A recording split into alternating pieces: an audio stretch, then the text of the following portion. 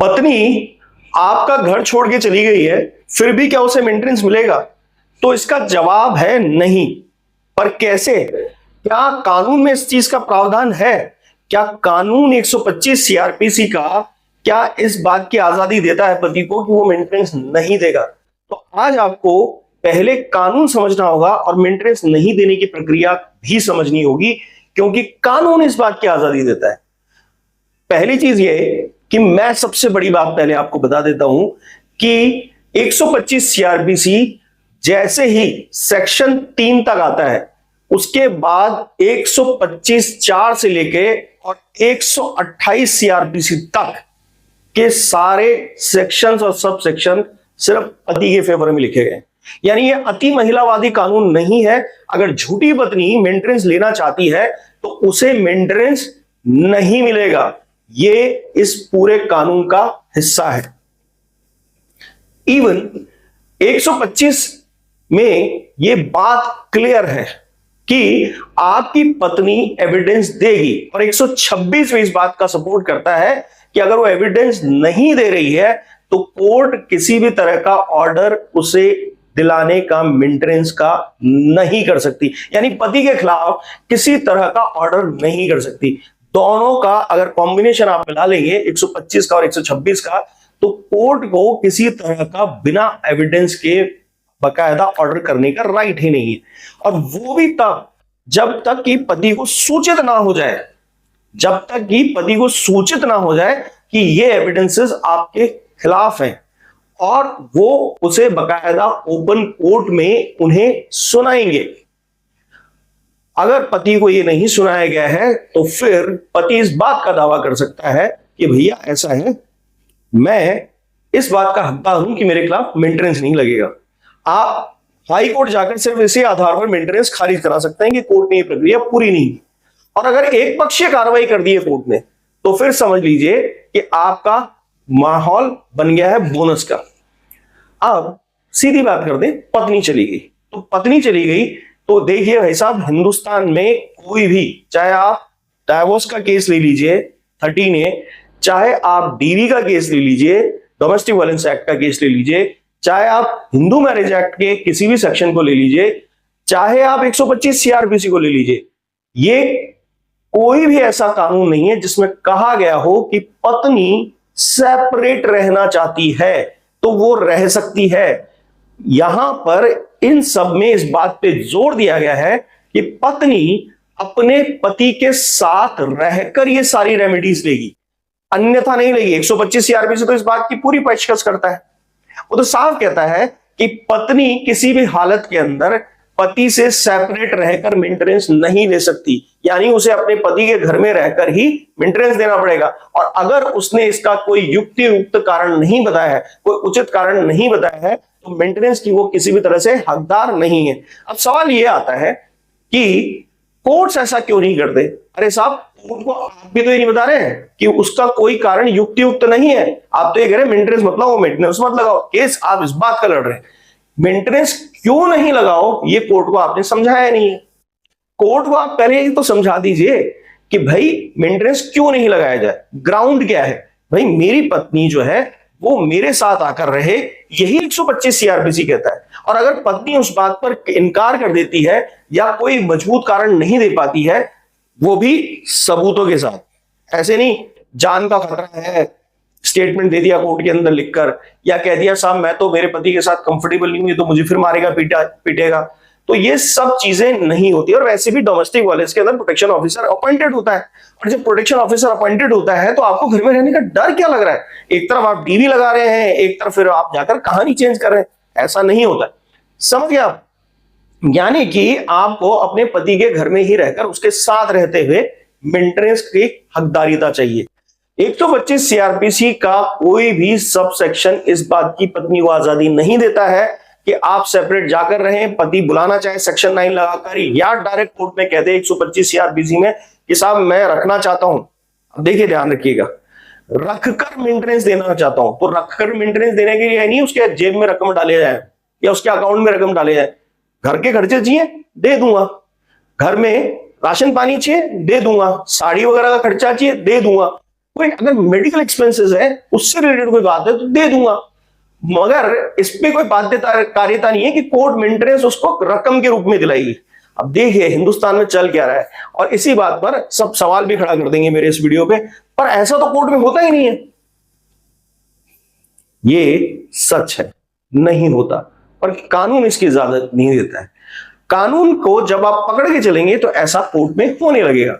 अब ऐसा किसने किया, ये उन्हीं जिम्मेदार लोगों से जाके पूछिए जो आपको ये गाइड करते हैं। पत्नी है तो मेंटेनेंस देना पड़ेगा, पत्नी है इसलिए वो तुमसे कोई भी केस लगाकर केस भेज सकती है, वो झूठा केस लगाकर भी सब कुछ भेज सकती है।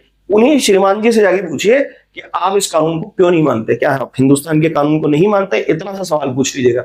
मैं तो मानता हूं, सम्मान से मानता हूं, छाती ठोक के मानता हूं कि हिंदुस्तान का कानून ही सही है, बाकी सारे प्रोसेस जो चल रहे हैं वो सब फर्जी हैं, इलीगल है। पत्नी को मेंटेनेंस दिलाना जितना जरूरी नहीं है उतना जरूरी Hindu marriage act DV act और 125 में इस बात की प्रबल बकायदा स्ट्रेस दिया हुआ है कि संभावना क्रिएट की जाए कि पति पत्नी का घर बसे, ना कि एक दिन दुखी होकर एक दूसरे से सेपरेट हो जाए। दोस्तों इसमें अब एक बहुत टेक्निकल ट्रिक बताता हूं आपको मैं, और आपका दिमाग खुल जाएगा उसको सुनने के बाद। उससे पहले एक जानकारी ले लीजिए, ये इतनी दुर्लभ जानकारी नहीं है जितना आपको लगता है। यही हमारे कोर्सेज की सबसे बेसिक एलिमेंट है। हम कानून को वैसे ही बताते हैं जैसा कि वो है, ना कि कोई कहानी सुनाएंगे मनगढ़ंत और कोई बात इधर उधर करेंगे। इसीलिए आपको भी ये निवेदन करते हैं कि एजुकेटेड हुई है, लीगली अवेयर हुई है। हिंदुस्तान के कोर्टों के लिए सबसे बड़ी कहावत है, बल्कि कोर्ट्स में ही कही जाती है कहावत कि लीगली अवेयर पार्टी ही अपना केस फास्ट खत्म कर सकती है, वरना तो सब चलाते रहते हैं, केस लड़ते रहते हैं। हमारे कोर्सेज इस तरह की ही लीगल अवेयरनेस प्रोग्राम पे आधारित हैं। मैं किसी तरह का कोई गारंटी या मोटिवेशन नहीं बेचता हूं, मैं हकीकत में आपको अवेयरनेस प्रोग्राम डील करता हूं कि आपको ये ऑफरिंग है कि एक अवेयरनेस लीजिए और अवेयर होकर लीगली स्ट्रांग बनिए। ये एक लीगल स्ट्रेंथ है, और इससे जो रिजल्ट्स आते हैं ना वो अद्भुत तरीके से कई लोगों ने निकाल के दिए हैं, और वो आते हैं क्योंकि लोगों का फोकस अच्छा हो जाता है, फिल्टर्स खुल जाते हैं। जो कंजर्वेटिव जो थॉट्स हैं कि ये हो जाता है वो हो जाता है, कुछ भी कल्पनाओं में चल रहा है, उस अंधविश्वास से दूर हो जाते हैं, अंधेरा हट जाता है। मगर सच्चाई यह है कि केस में एज लेना शुरू कर देता है इंसान, और लड़ने की हिम्मत आ जाती है, और लड़ने से ज्यादा जीत का उन्माद पैदा हो जाता है। और ये रीजन यही है कि सिर्फ हम इतना करते हैं कि वो लीगली अवेयर हो जाए, बाकी तो उसके बाद कोई इंसान ऐसा नहीं है जिसको अगर नॉलेज आ जाए तो शेर की तरह दहाड़ेगा नहीं। अगर आप इन कोर्सेज का हिस्सा होना चाहते हैं तो दिए गए व्हाट्सएप नंबर पे या फिर legalerz.com पे डायरेक्ट जाकर आप अपॉइंटमेंट बुक कर सकते हैं और हमारा कोर्स भी बुक कर सकते हैं। इसके अलावा डिस्क्रिप्शन बॉक्स में भी नीचे आप जब जाएंगे तो वहां पर आपको हमारी वेबसाइट का लिंक मिल सकता है, वहां से भी आप क्लिक करके डायरेक्ट हमारे अपॉइंटमेंट और कोर्सेज ले सकते हैं। दोस्तों ट्रिक क्या है?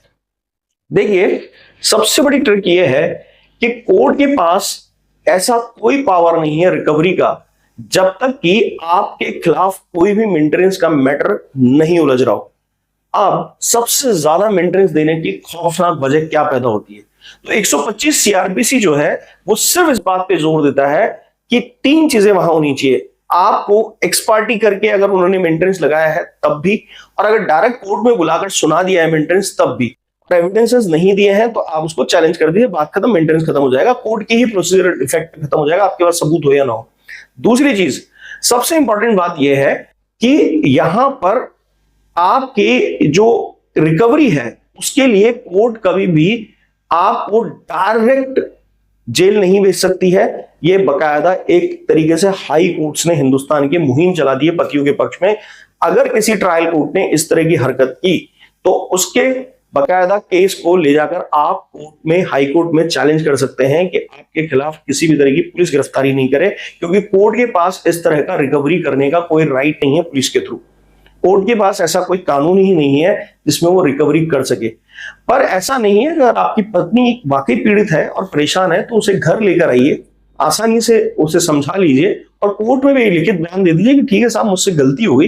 और ये ऐसे ही मैटर होते हैं, सिविल मैटर में सजा नहीं हो जाएगी अगर आप लिख के दे दोगे नहीं साहब मुझसे गलती हो गई, मैं सच में अब ध्यान रखूंगा। तो ये सब लिखने के वजह से आपको कोई जेल हो जाएगी। कोई लपड़ थप्पड़ मारा था या कोई धक्के देके निकाल दिया तो अलग बात है, मगर अगर आपने ऐसा कुछ नहीं किया है तो इसके अंदर सबसे आसान तरीका है निकलने का, वो ये है कि अगर आपका मेंटेनेंस लग भी गया है तो भी आपके पास 3 महीने का टाइम देता है मेंटेनेंस केस के। 3 महीने में उसके खिलाफ काउंटर रिप्लाई देके और मजबूत एविडेंसेस के साथ आप अपना मेंटेनेंस जो लगा है उसे खारिज करा सकते हैं। मगर इसमें ज्यादातर उल्टी राय दी जाती है कि या तो उसको क्वैश कराने हाईकोर्ट चाहिए, हालांकि कराना चाहिए, पर किस तरह से क्वैश कराते हैं कि मेंटेनेंस कम कराने चलेंगे। क्वैशिंग में मेंटेनेंस कम नहीं होता है, या तो केस खत्म होता है या फिर उस पर एक मेजर डिसीजन आता है या कोई ऑर्डर कैंसिल होता है। पर जो लोग क्वैशिंग को ये समझते हैं कि हम मेंटेनेंस कम कराने जाएंगे, भैया मेंटेनेंस कम नहीं होता है, मेंटेनेंस या तो खत्म होता है या केस खत्म होता है, बस 2 ही बात होती है। तो यहां पर आपके पास ये एडवांटेज है कि आप अपने केसेस के अंदर इस तरह से स्ट्रॉन्ग रिजल्ट ला सकते हैं। पर पत्नी के घर जाने की आजादी कोर्ट नहीं दे सकता कि पीहर में रह के पत्नी केस लड़े। आज से ये 2 ऑब्जेक्शन कोर्ट में फाइल कर दीजिएगा, फिर देखिए तमाशा।